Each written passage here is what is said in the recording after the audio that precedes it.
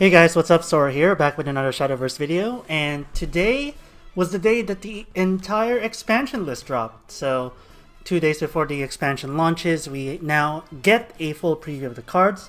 What we're going to do is we're going to run through the remaining cards that were announced over Twitter, and then they put up the rest of the cards on the expansion site. So, we'll go to those two places, starting with Zoe, Arbiter of Disguise. Dragoncraft Legendary, 11 drop, 7/6, and she has Accelerate 1, draw a card, then put a 10 play point version of her that is 1 less stats, for both offense and defense, but still has the Storm and also the Fanfare, which says deal damage to your leader until their defense drops to 1. Your leader can't be damaged until the start of your next turn.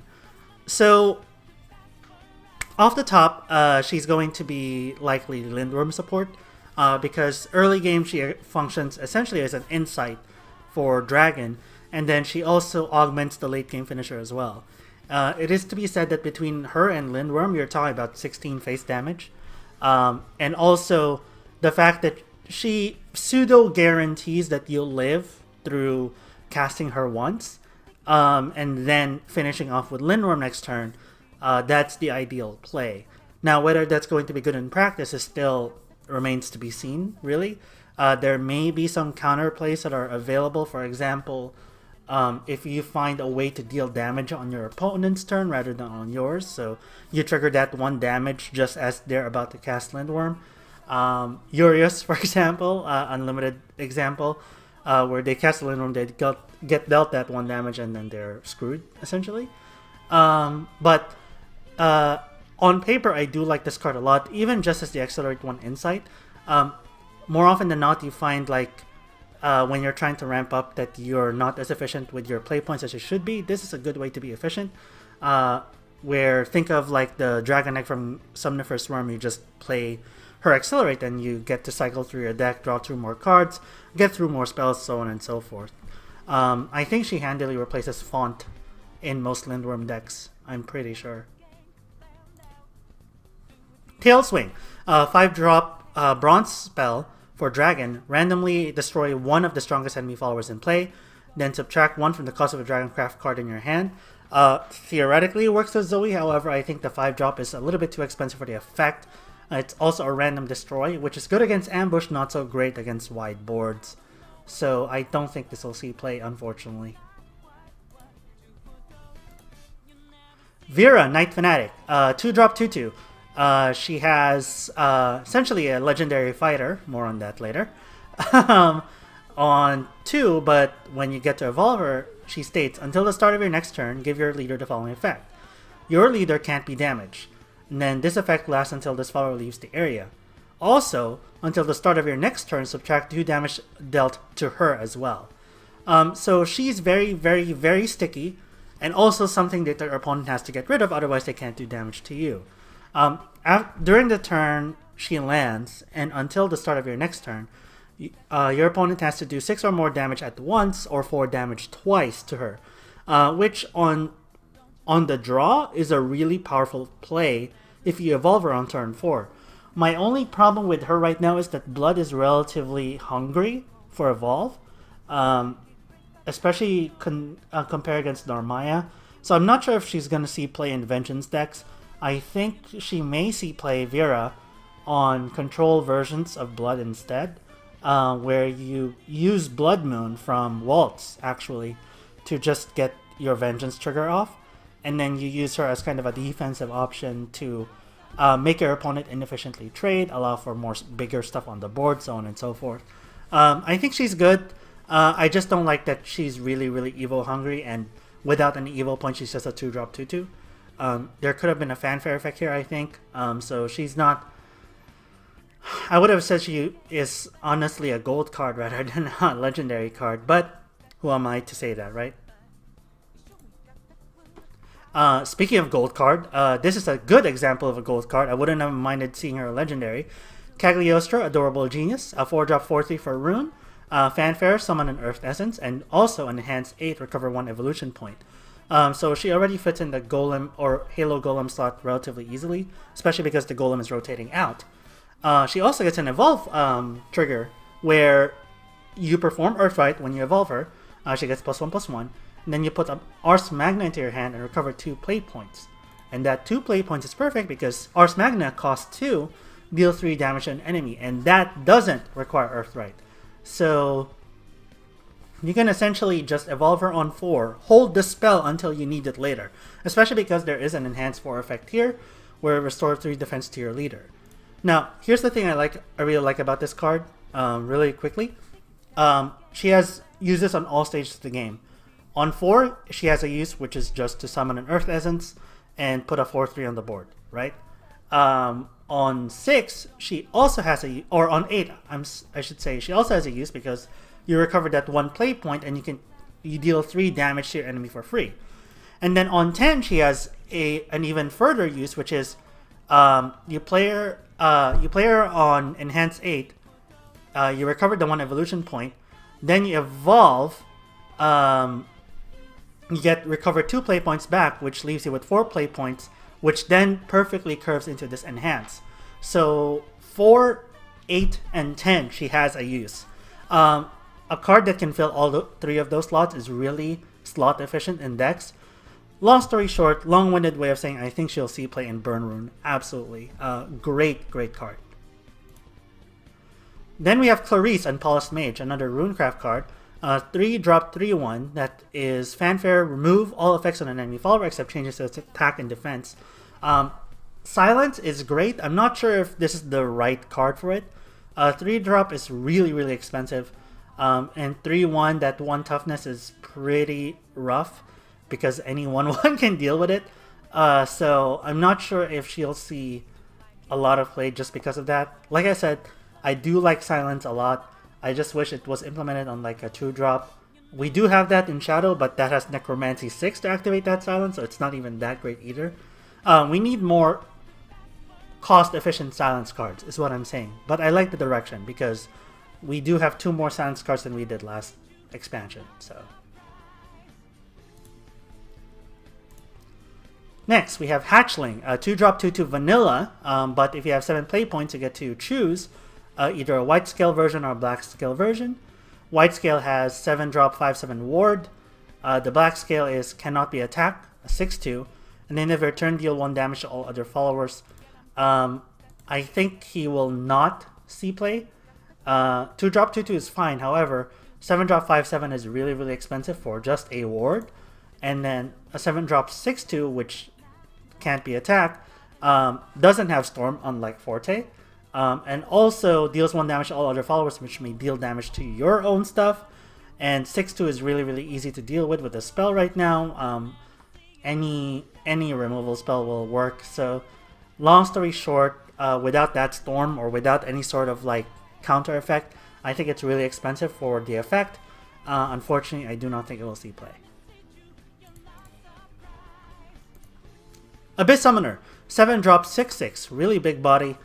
If you have 20 cards or less in your deck, Fanfare, choose. Summon either an Eldritch Chimera or a Demon. The Eldritch Chimera is a 6-drop 5/5 ward that cannot be destroyed by spells and effects. And then the Demon is a 6-drop 4/4 Storm that restores 3 defense to the follower. Fantastically powerful, I think. Particularly in this meta where Fate's Hand is back. It's very easy for Spell Boost Room to have 20 or cards less in their deck by the time the 7th turn rolls around. Keep in mind that Chimera is rotating out, so if you, just a simple example, you play her on 7, and then you play the Eldritch Demon, you essentially have that 4 power back, and you heal at the end of the turn, so it can trade with anything that is 3 power or less and be at full life, essentially. So I think that she's a really powerful card, really versatile, especially this. This is harder to get rid of than you would normally think. And keep in mind that this is hiding a 6/6 body behind it. So that's potentially a lot of damage, potentially a lot of tempo. I really like this card. I have full faith that Rune or Spell Boost Rune can get to 20 cards or less consistently on turn 7.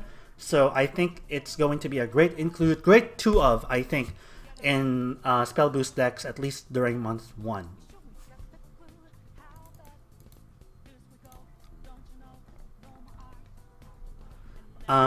Note to mention, Delafil is our Havencraft leader, as well as we're getting the new Luna chapters, and of course, Silva is our Portalcraft leader. Probably getting those two if I only got two. I'm thinking about getting the entire set, but I think I will at least get those two. Alright, next, we have Zeta, Crimson Lancer, Swordcraft legend. She's a 6-drop, 6-5 with Rush, already great. That matches Geno's Evolved stats, or Enhanced stats, I believe, or maybe even better. Whenever this follower attacks, put a Beatrix Undying Blue into your hand if there's no allied Beatrix already in your hand or in play, and she gets full Evolve stats. Let's take a look at Beatrix first. Beatrix herself is a 4-drop 4-2 with Storm that has Enhanced 10, give the ability to ignore Ward and recover 6 play points. This is exceedingly strong. Well, I shouldn't say exceedingly, but really, really strong. So let's take Shadowverse. 6-5 Rush, already really good. Really good tempo play. Really like the fact that you don't need the Evo, especially because Luminous Mage is rotating out. Sword is going to be hungry for those Evos again. I think she's a solid include in mid-range Sword. And then you have some form of a finisher or some form of chip damage with the 4-drop, which has Storm, or you can choose to enhance 10 and recover 6 play points back. So there's no drawback if you play her on 10. You still get her for original cost anyway, just with the ability to ignore Ward. That's really, really powerful. I think she will be a 3-of in most mid-range Sword lists, especially because I don't think there's a lot in that 6 slot. Like, you have the choice between Melissa. What else is there? I mean, I've seen mid-range Sword lists run COCK, but I think this is a solid contender for that 6-drop list. I will definitely be playing as her, or playing 3 copies of her in the deck for the new mid-range Sword, see how she does, but I have high hopes for this card. Arulumaya, Mystic Seer, Runecraft legend. Long effect. Give your leader the following effect. At the end of your turn, if there are at least 6 cards in your hand, spell booster cards in your hand. If there are 5 cards or less in your hand, draw cards until there are 6 cards in your hand. She keeps full Evo stats and she's a 5-5 natively.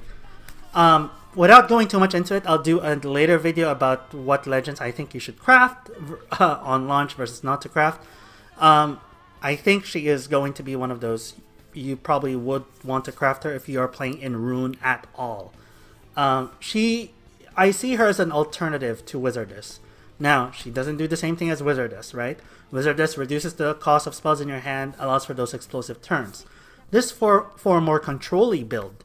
I've seen burn rune decks that use Wizardess, but not really look for the discounted spells because they don't run Grand Summoning. They may run Mutagenic Bolt at the most, but they don't run Grand Summoning. This is an alternative version which doesn't have that spell drawback, as well as keeps refilling your hand even though from then on, right? So 6, 7, 8, 9, you are guaranteed to at least have 6 cards in your hand, which is a really, really powerful effect. People are getting hung up by the fact that, oh, spell boost 1 per turn isn't going to help that much, and it doesn't fit in the current spell boost rune. You don't have to use the full effect of the card to just say it was good. If all this card does, or did, was the last half of this ability, I would still consider it to be a legendary. If there are 5 cards or less in your hand, draw until you have 6. That's, like, you will never ever need cards again after that point. Sure, you can go to 9, but at the very least, you can keep burning through your cards, burning through your cards, burning through your cards, and still refill every single turn. So if there was any doubt that you wouldn't get 20 cards or less by 7, this is the card that I would point to and say you will get 20 or less cards in the library by 7. So I think she's really powerful, even if that, for the latter half of that ability alone. I also think that spell boost ability is being underestimated right now. I'll go more in depth later, but right now I think she's a very, very powerful rune legend. We also have Myconid, Forestcraft Bronze Ambush, 2-3. I'm not sure why you put defensive stats on an ambush card. I don't think it's that good. Unfortunately, I think it's going to be limited to Take 2, if anything. Ambush is really hard to deal with in Take 2, so Take 2, priority pick, I would say, but everywhere else, probably not. Alright, next up we have the Bro family of cards. Luane puts an Elsam into your hand, otherwise just a 3-drop 2/2 vanilla.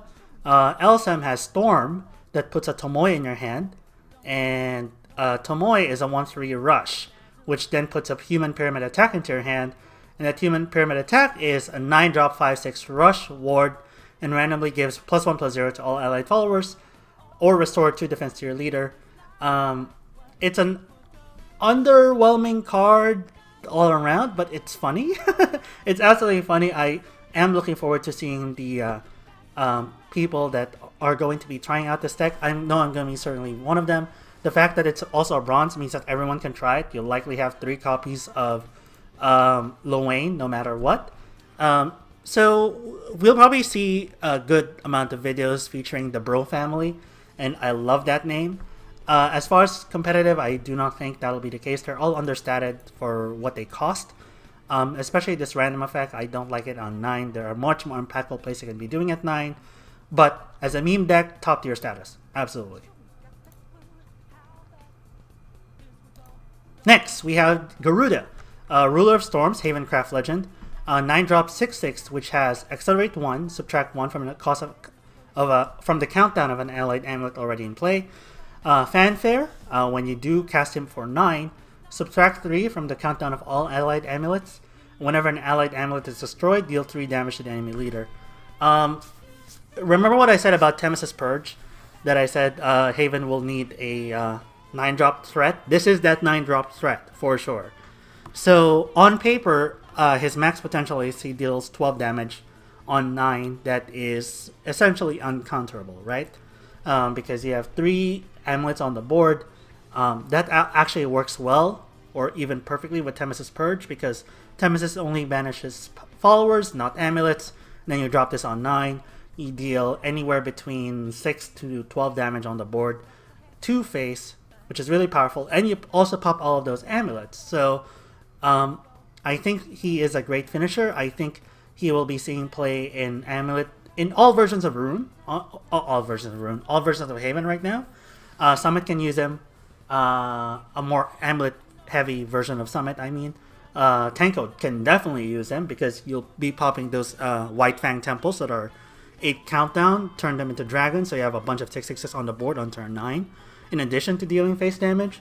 Long story short, I think every version of Haven can work with this, and he might also inspire a new type of meta for, or new archetype for Haven himself, which is just going to be normal amulet control Haven. All in all, I really like the card. I think he is really, really powerful. Good pairing with Temes's Purge. We have next Basilius, Outworld Invader, Portal Silver, 6-drop 5/6 vanilla, but on evolve, banishes all enemy followers at 3 defense or less.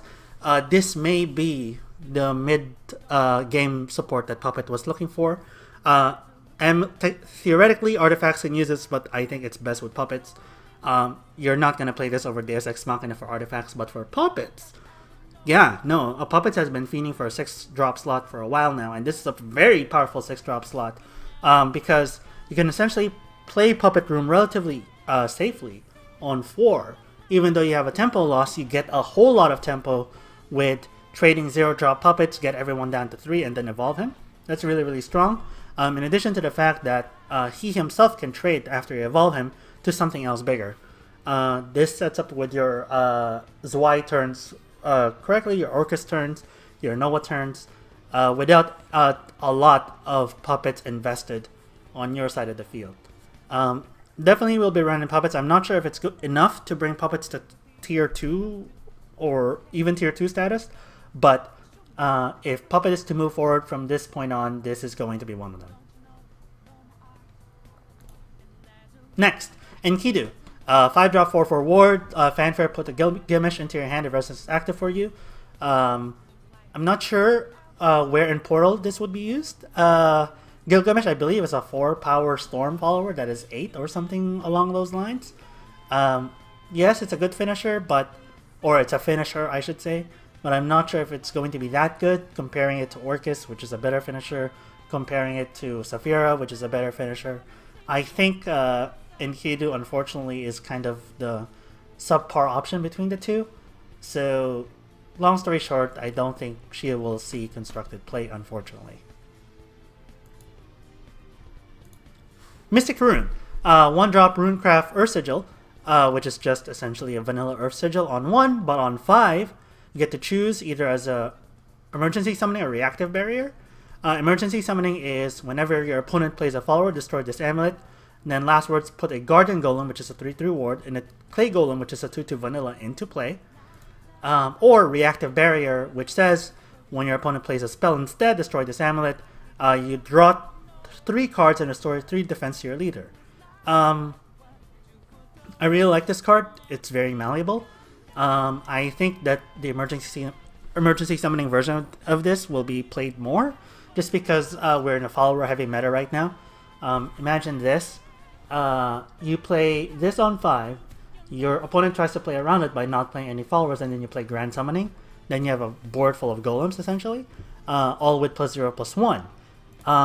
You can also theoretically play this, however, the fact that it doesn't provide any sort of board presence is kind of more dangerous.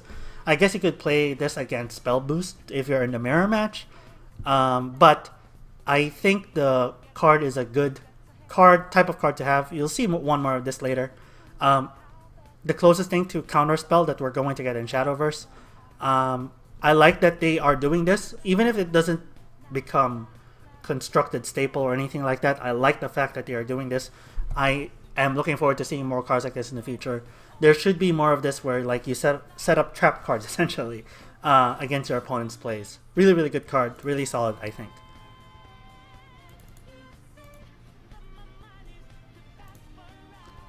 And then we have Person, the last of the Twitter cards. He is a 10-drop 6/6 legendary for blood that has Accelerate 9, so you're not accelerating that much. Destroy all allied followers and amulets. For each card destroyed, put a random follower that costs more than the destroyed card from your deck into play, and he himself has Storm and Bane. So Storm and Bane are really, really good pieces put together, but the Jormungand effect on turn 9 is the more interesting part for me, at least. So there's a lot more cheap amulets that is in Blood right now, namely the ones that are being produced by Alexandrite, Demon, as well as some other stuff. You destroy all those and you essentially do Jabberwock on the board, right? He's a build-around card for sure. He may determine a new archetype or new type of control blood at the very least for Blood, for sure. Will he be T1? Remains to be seen. He's relatively expensive. The Accelerate is relatively expensive. I believe Jabberwock is 8. He's 9. So even then, he's already more costly than Jabberwock. There is an OTK potential for this with Spawn of the Abyss that people have already been talking about. Where you attack with Spawn of the Abyss, then put him down on 9, and then you summon another person which has Storm and Bane, and that Storm and Bane swings into her face, right? So there is, like I said, there is potential for OTK here, given that he himself has Storm and Bane, but it remains to be seen. I can't really tell you whether he's going to be good or not. It remains to be seen whether Control Blood can last that long in order to essentially one-hit KO their opponents. Alright, finally, let's do the last couple of cards that were announced exclusively on the site. Starting with Forestcraft Matera, Peerless Shot. She is a 4-drop 4/3, gets +1/+1 on Evolve. She natively has Clash, draw a card, and then on Evolve, deal X damage, and follower X equals the number of cards in your hand, and she still retains the Clash.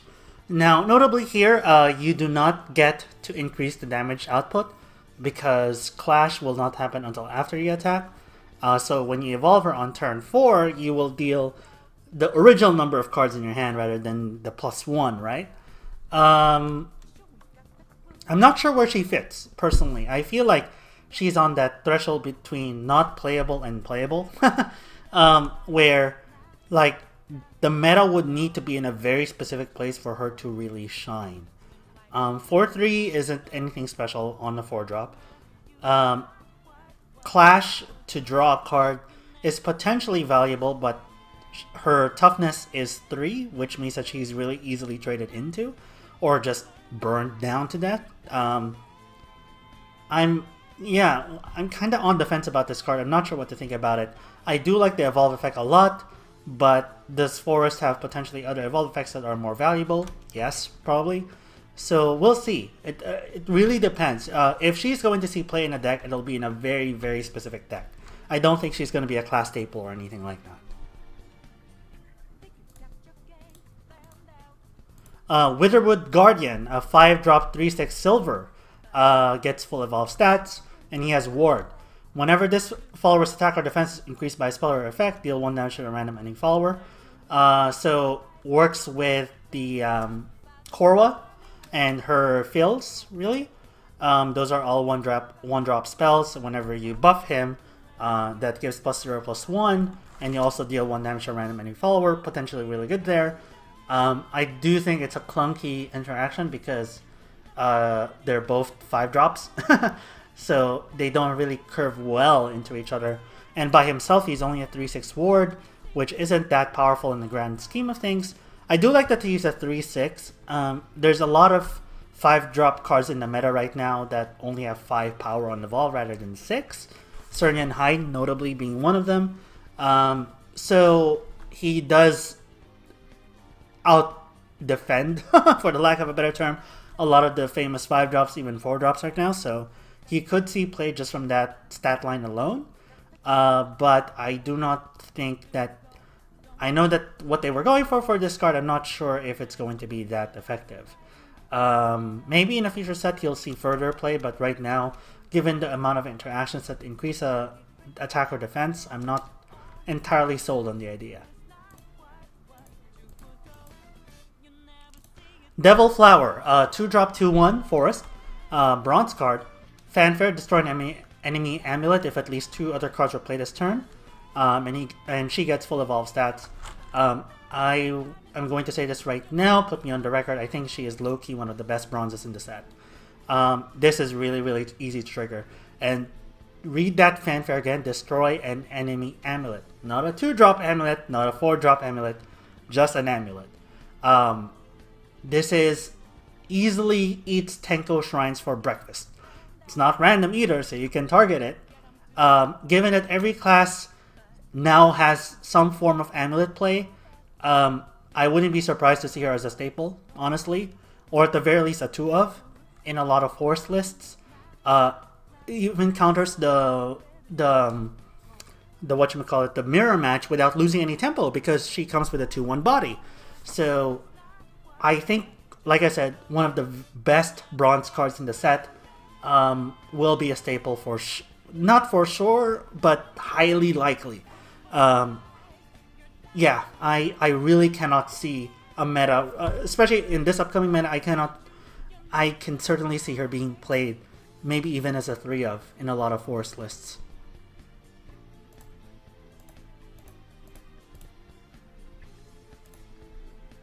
Alright, let's take a look at Sword. Age-worn Weaponry. So it's a 2-drop amulet that says, if an allied swordcraft follower is in play and you have at least 2 play points, choose. Play this card as a Great Shield, Great Sword. Then count down 2, at the end of your opponent's turn, summon a knight. So notably, these knights can attack on the turn they land because they land at the end of your opponent's turn. But let's take a look at those choose cards. Oops, sorry. Great Shield is a 2-drop count on 1 Fanfare. Give an allied swordcraft follower +0/+1, and the last word summon a Shield Guardian. That is a 1/1 ward. Great Sword is give an allied swordcraft follower +1/+0, and summon a Heavy Knight, which is a 1/2. I actually like out of all these, I like this one the best, the non-choose effect, because it produces 2 1/1s, which is fair. It's along the same lines as Summon Bloodkin, right? But also summons them periodically at the end of your opponent's turn, which means that they can attack, which means that your opponent cannot interact with them until they are able to attack. That's a lot of tempo potentially lost, because imagine if they play something like Baphomet, right? You play this on your turn 1, they play Baphomet, they know that they'll get easily traded into, and you can play into something better, something more powerful relatively easily. And you get that for 2 turns. So in the early game, I would absolutely prefer this version of the card more than the other versions. Even at the late game, I think, honestly, +0, +1, +1, +0. That can potentially help with trades. So Great Sword is probably going to be the more used version of the two. But I'd rather that tempo play that Age-Worn weaponry by itself just produces.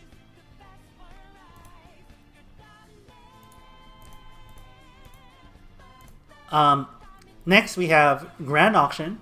1-drop bronze.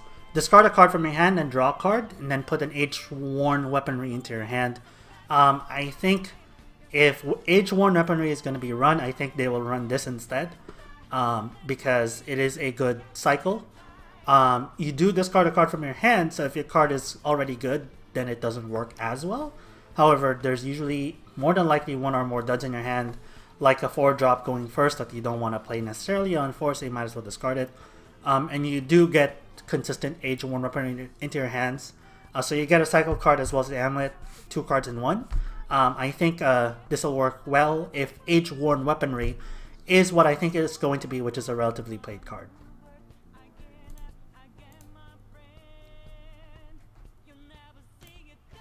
Next up is Rune. Let's see if we missed anything on Rune. I don't think so. And yeah, we already talked about everything Rune. Next is Dragon. Dragon Phantom we talked about. Tailswing. Venom Tail Salamander. 3-drop 1/3. Dragon card Bronze. Bane and Ward. Can only attack if Overflow is active for you.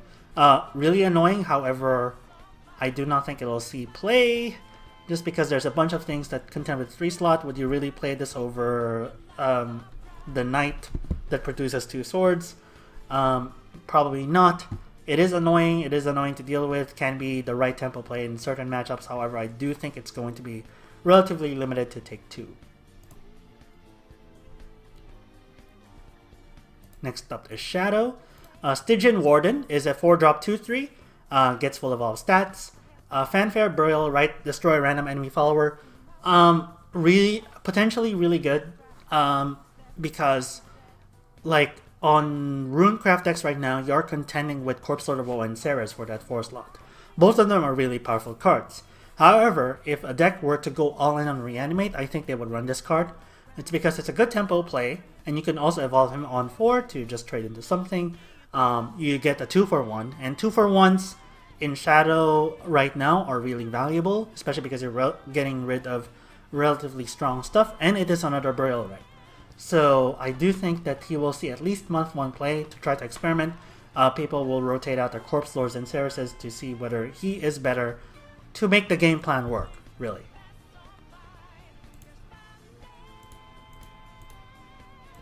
You already talked about her. Golden Casket. 2-drop Bronze Amulet. If you have at least 5 play points, choose. Play this card as either Resurrection or Treasure. When an allied follower is destroyed, destroy this amulet. Summon a zombie instead. So another counter play, quote unquote. Amulet card that summons a zombie, which is perfectly fine. 2-drop 2/2. But let's see those other choose cards though. On 5, you get the same allied followers destroyed effect, but you summon a Lich and a zombie instead. So you summon a 4/4 and a 2/2. That's 6 worth of stats for 5.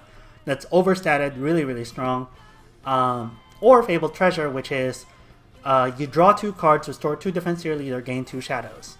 I do think this is a really strong effect. This is essentially like a new version of Hell Taker, yeah, Hell's Caretaker, something like that, where you don't want to kill it, but when you kill it, they get so much value because they summon a Lich and a zombie.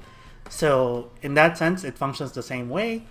I think like this will likely see play. The only thing about this card is that you will need to have followers on the board on your turn 5 before you cast this card to be relatively safe. That can trade into something else. Like for example, Skull Ring, the 2-drop that Skull Ring resurrects. So let's say you play 2, on 2 you play Andrealphus, turn 3 you play Skull Ring, you mess around, trade with stuff, and then on 5 you play Profane Resurrection, probably this version, which is the Lich and Zombie. You evolve Andrealphus, trade into whatever your opponent just traded into, and that's a good tempo play, while in the same vein getting the draw effect that you need. So in very specific plays, this card is really good, but you need prior setup to make this card work. And same goes with the Same goes with the Fabled Treasure version, which is this is likely going to see more play in the Hinterland Ghoul decks because of the Shadow gain, as well as the Restorative Defense to your leader, which allows Hinterland Ghoul to survive a lot longer. But yeah, I think it's definitely going to see month 1 play at the very least.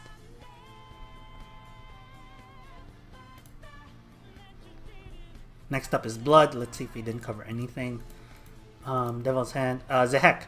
The Curse Branded. That's a fantastic name, by the way. 3-drop 4/2. Bloodcraft Bronze. On Evolve, he gets deal 1 damage to an enemy follower. Vengeance is not active for you. Deal 1 damage to all enemies if Vengeance is active for you. Unfortunately, with all that cool art, the effect is underwhelming. And again, Blood is going to be Evo starved this upcoming expansion. So between Narmaya, between Vera, I do not think you will see play, unfortunately. Even though that's fantastic art. I half wish they reserved this art for someone else, like a legendary. But maybe we'll see a non-curse branded version of him down the line. Bewitching Succubus, 2-drop 2/2 that gets full Evo points, enhanced for summon 2 Forest Bats. She contends directly with Nightmare Devil despite costing 1 more, but she gets the additional effect of not having to need last words in order to get that additional bat. I do think that Nightmare Devil is still a little bit better. However, I would not be surprised if Blood Aggro would experiment with this rather than Nightmare Devil, simply because that 4 slot is relatively awkward for them anyway, so this might be a better solution than Nightmare Devil. Next up is Haven. Let's see. Prism Swing. 3-drop spell. Deal 4 damage to an enemy follower. Put the Holy Line Crystal into your hand. Yes, more Holy Line support. I do not think that this particular card is going to be enough to break that open, but at the very least, it's more sources for Holy Line Crystals, which is always welcome. I think will be an auto-include in that deck. Angelic Idol. 5-drop 5/5 bronze card with ward, cannot attack normally, and evolve this follower with an amulet destroyed during your turn. This is scary. This last line is very scary because they're giving Haven free Evo points. Haven does have those 0-drop amulets now, so I can see this seeing play in the right deck. It's not going to be like a staple or anything, but a free Evo is nothing to scoff at, especially on a 6/6 body. So I would not be surprised to see this constructed. Has obvious synergy with cheap amulets that pop early or make them pop yourself. Yeah, I can see this being play. At the very least, it will be an all-star in Take 2, I think. Speaking of 0-drop amulets, we have Sealed Tome, which is 0-drop amulet. Countdown last words, draw a card. So it cycles itself on 0. But if you have at least 2 play points, choose. Play this card as either Teachings or Sacred or Forbidding Teachings. Sacred Teachings is a 2-drop. Last word, summon a Holy Falcon. I believe that is a 2/1 with Rush or 3/2 with Rush, something along those lines. Forbidden Teaching is last words, draw 2 cards. Give your leader the following effect. Followers can be played. This effect lasts until the end of your opponent's turn. This is a perfect curve for Tenko Haven right now, because you play this on 2, you play this version on 2, and then you play White Fang Temple on 3, which gets around the negative effect of this card. Then you also draw 2 on that same turn, which makes your Tenko Shrine a lot more consistent. Long story short, I think this will see play over something like Jeweled Priestesses in certain decks. Really, really good card, I feel. And the fact that it's a 0-drop, again, anything 0-drop in Shadowverse I'm really scared of. The fact that it can easily cycle itself, provide more fodder for Garuda, stuff like that. That's just all great. Like, imagine this, like dream scenario, right? You have Garuda plus 3 of these in your hand. Oh no, you can't, because you have to play the card. Never mind. Never mind, that doesn't work that way. But, at the very least, a 0-drop easily curves out, easily transforms itself into something better, or sets up for a really fantastic card advantage with Forbidden Teachings and White Fang Temple. Portalcraft, Paracelsus, 2-drop 2/2 vanilla, but on evolve, choose either put a guard form golem or a strike form golem into your hand. The golems themselves are a 2-drop 3/3 with ward, fanfare enhance 4, gain +1/+2, potentially really strong, or strike form golem, which is a 2-drop 3/3 with rush. Wow, that's actually fantastic. And gains +2/+1 on enhance. Maybe the Icarus substitute for Portal, or for Puppet Portal, honestly. And here's why. My problem with Icarus whenever I was playing the hybrid version of the deck is that yes, it does provide good artifacts for you, but also it clogs up the deck, which means that it prevents you from drawing efficiently into Orcus and or Noah. The problem with that is that Puppet Portal didn't really have draw effects, or that many strong draw effects. So I feel like Puppet will at least try running Paracelsus versus Icarus for month 1.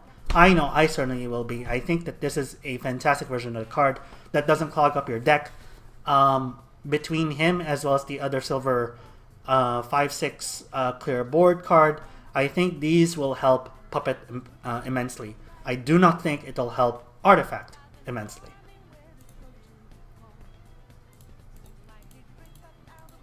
Anything else? Oh, Ancient Apparatus. A 1-drop portal bronze amulet that if you have at least one play point and resonance active for you, choose. Play this card as either an Artifact Squadron or Artifact Glow.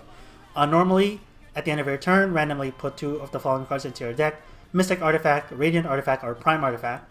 So Mystic Artifact is the ward, Radiant Artifact is Storm, and Prime Artifact is the one that regenerates itself. Let's see the choose cards. Artifact Squadron is countdown 2. At the start of your turn, put a random artifact card that costs at least 3 play points from your deck into your hand. That's scary because you get 2 artifacts. And that is, yeah, that's actually really scary. Not gonna lie, I'm pretty scared about this card just because of the value. Artifact's Glow is whenever you play an artifact card, restore 1 defense to your leader. So that is the first healing for Portal. Maybe good in those clutch situations, but this, I'm already scared of Miriam. This is reinforcement for Miriam, so that's potentially really, really strong. I will have to say that. And notably with Deus Ex Machina, Deus draw will trigger first, and then this triggers. So you have 1 additional more artifact that gets put into your hand after the Deus turn. So long story short, I think this is a month 1 play for sure. I have high hopes for this card, especially this version of the card. I think it's going to see play.